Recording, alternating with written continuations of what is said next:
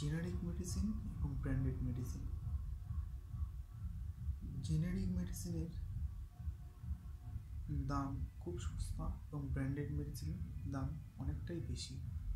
তো দোকানে গিয়ে আমরা জেনারিক মেডিসিন নেব না ব্র্যান্ডেড মেডিসিন নেব, তো সেই বিষয়ে আজকে আলোচনা করব। নমস্কার, আমি সুব্রত। আমার ছোট্ট ইউটিউব চ্যানেলে আপনাদের সবাইকে স্বাগত। দীর্ঘ 7 বছর ফার্মা ইন্ডাস্ট্রিতে আছি।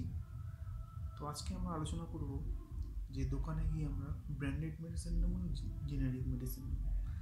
দেখুন, ব্র্যান্ডেড মেডিসিন হলো এমন একটা মেডিসিন যেখানকার মলিকিউলগুলো খুব উন্নত প্রকারের হয়, সেখানকার মলিকিউলগুলো কোয়ালিটি অনেক ভালো হয় বলেই সেটা ব্র্যান্ডেড মেডিসিন। অন্যদিকে যে জেনারিক মেডিসিনগুলো থাকে সেগুলোর কোয়ালিটিগুলো অতটা কিন্তু ভালো হয় না বাস্তবে। আমরা ভাবি যে ব্র্যান্ডেড যে মেডিসিনগুলো আছে সেগুলোর সঙ্গে ডাক্তারদের কোনো চুক্তি থাকার কারণে ব্র্যান্ডেড মেডিসিনের দাম অনেক বেশি হয়, কিন্তু বাস্তবে তা নয়। বাস্তবে হচ্ছে ব্র্যান্ডেড যে মেডিসিনগুলো থাকে তার যে কন্টেন্টগুলো থাকে সেই কন্টেন্টগুলো অনেক উন্নত কোয়ালিটির হয়, তাই জন্য সেই ব্র্যান্ডেড মেডিসিনগুলোর দাম অনেক বেশি হয়। কিন্তু যে জেনারিক মেডিসিনগুলো আছে সেগুলোর দাম কিন্তু তুলনামূলকভাবে অনেকটাই কম হয়। এবার আমরা কোন মেডিসিনটা নেব মেডিসিন শপে গিয়ে?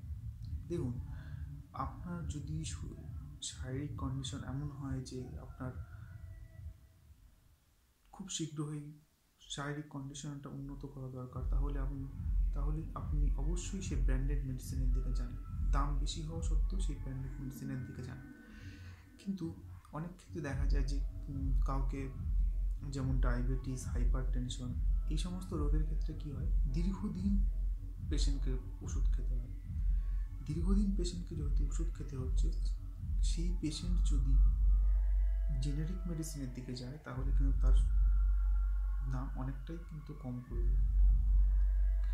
তো তাই জন্য বলা যে হচ্ছে জেনেটিক মেডিসিন আর ব্র্যান্ডেড মেডিসিনের মধ্যে ব্র্যান্ডেড মেডিসিনের কোয়ালিটি কিন্তু ভালো থাকে, তার জন্য ব্র্যান্ডেড মেডিসিনের দাম বেশি। অন্যদিকে জেনেরিক মেডিসিনের মধ্যে যে কম্পোজিশনগুলো থাকে, যে কোয়ান্টিটিগুলো থাকে, সেগুলো কিন্তু কোয়ালিটি অনেকটা কম হয়। নমস্কার, আজকের ভিডিও এখানেই শেষ করছি। দেখা হচ্ছে পরবর্তী ভিডিওতে।